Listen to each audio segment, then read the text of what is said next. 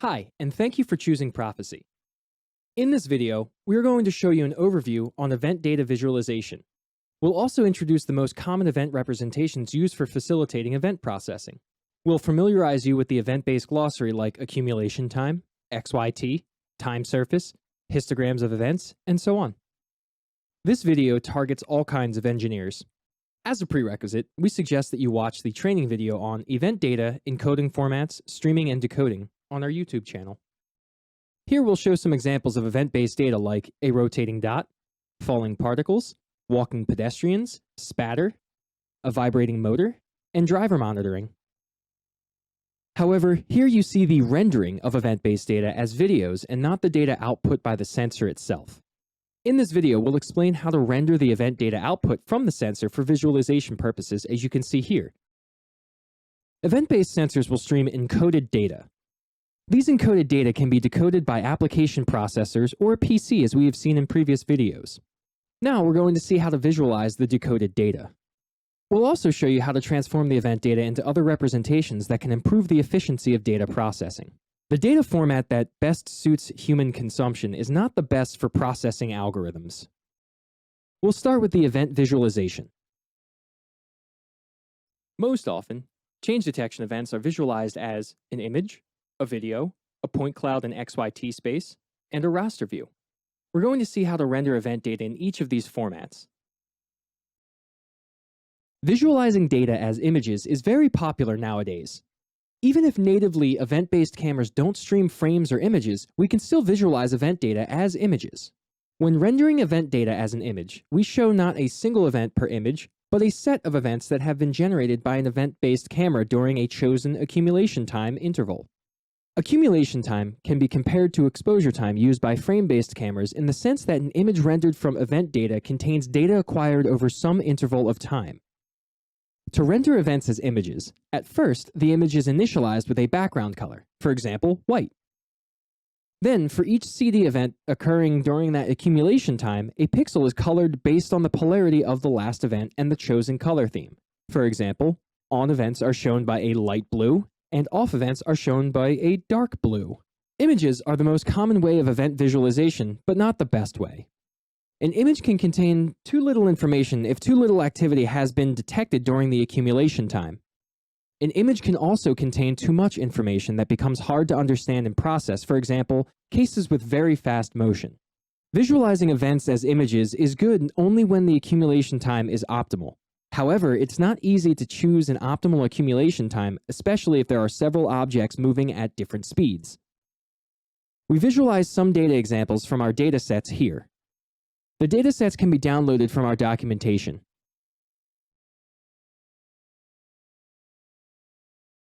We can start with visualizing the data from the spinner raw file where we see a rotating dot. We render the event data as images using 4 different accumulation times, such as 33 milliseconds, 10 milliseconds, 1 millisecond, 200 microseconds. As we see, the smaller accumulation time, the less data is shown in one single image. The motion in this data is quite fast, but still all the images look understandable. Next, we'll visualize the data from our 195 falling particles raw file found within our datasets. We can see the particles falling at a high speed. As the motion is very fast, it's impossible to understand the data rendered with a large accumulation time, as too many events are shown in the same image here. Here, the optimal accumulation time is small, about 200 microseconds, or even smaller. Next, we'll visualize the data from the driving sample file. The camera is mounted on a car decelerating to stop in front of the pedestrian crosswalk. We'll see one car passing by, and the motion here is quite slow, therefore the best suited accumulation time is quite high, about the tens of milliseconds.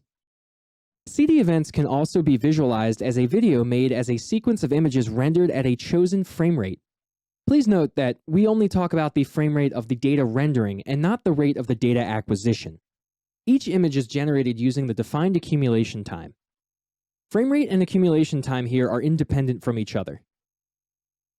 There could be events between frames that are not visualized. There could be events displayed for several frames in a row. We are going to render the event data from our datasets as videos, and here we'll visualize the spinner raw data. We'll render the event data as a video with 4 different frame rates, such as 30 FPS, 100 FPS, 1000 FPS, and 5000 FPS, and the corresponding accumulation times. The speed of the dot is quite fast, therefore the optimal frame rate should be quite high, 1000 FPS or higher, to best be able to understand the data. If the frame rate is too low, it'll be hard to understand the motion, especially the direction of the dot rotation in this case. Next, we'll visualize the data from the 195 falling particles file. The particle motion here is quite fast, and therefore we need a very high frame rate, roughly 5000 FPS or higher, to be able to understand the data. And now we'll visualize the data from the driving sample. Again, the motion of the car and the pedestrians here are quite slow, therefore the optimal frame rate is quite low, anywhere between 30 and 100 FPS, depending on what we want to detect and of course depending on the speed of our car. Another way of visualizing events is showing every event as a 3D point cloud in the XYT space. X and Y are the position of the event in the sensor array, and T is time. This visualization provides great advantages such as time-space continuity and the possibility to view all data over time. However, it's hard to use this visualization in the case of complex scenes with a lot of activity. Here we'll show an example of the data from the spinner raw file visualized in the XYT space. The time axis shows 1 second of data. More recent data is shown in the front. The event data on the left is compared against the simulated frame data on the right. You can also visualize the CD events as a raster view. The raster view shows CD events over time. For more intuitive visualization, we'll focus on a smaller number of CD events by choosing only one sensor line, one column, or a small region of interest to generate a raster view. Now, to make this generation, we'll select a line, a column, or a small rectangular ROI. We'll plot the CD events in 2D space coordinate versus time. The horizontal axis is the event timestamp, and the vertical axis is the event coordinate. And the event coordinate is denoted by an X coordinate if we show one line, a Y coordinate if we show one column, and a 1D XY coordinate from top left to bottom right if we show an ROI. The advantages of this visualization are easy understanding of the behavior of CD events over time, and it allows you to see all of the CD events per pixel over time, not only the last event in the accumulation time. Here's an example of a raster view generated continuously for one sensor line of the spinner raw file with the rotating dot. Now, we've already seen several ways of visualizing event data. However, these formats are not the best for algorithmic processing of that event data. For the efficient data processing, events are transformed into representations. These representations will be used as inputs for computer vision or machine learning algorithms, facilitating feature extraction and data processing. We're going to see the most common representations such as the vectors of events, a time surface, and histograms. However, other representations do exist. The simplest representation is a 1D vector of events. We can generate it by allocating a vector of the type Metavision event CD. Event CD is the data type used for CD events. Each element of the vector contains one event. Here, for example, we'll create a vector of 6 elements of a type event CD, and we'll call it the event buffer. We'll refer to the vector of events by the pointers to its begin and end without any memory copy. Vectors of events can be used in any algorithm. For example, a vector of events is returned by event streaming and decoding. This is the most basic and simple representation among the representations covered in this video. There are also more complex representations. For example, time surface that contains information about event history inside a 2D image.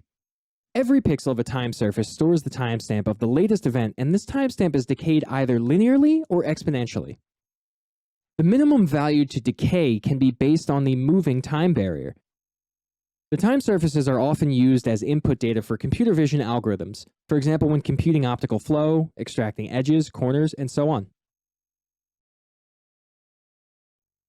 A histogram is another often used event representation. To generate a histogram, each event is assigned to a cell depending on its position XY, and the time bin depending on its timestamp T. Then the number of events in each cell and time bin are counted. Here's an example of a histogram for one polarity and one time bin.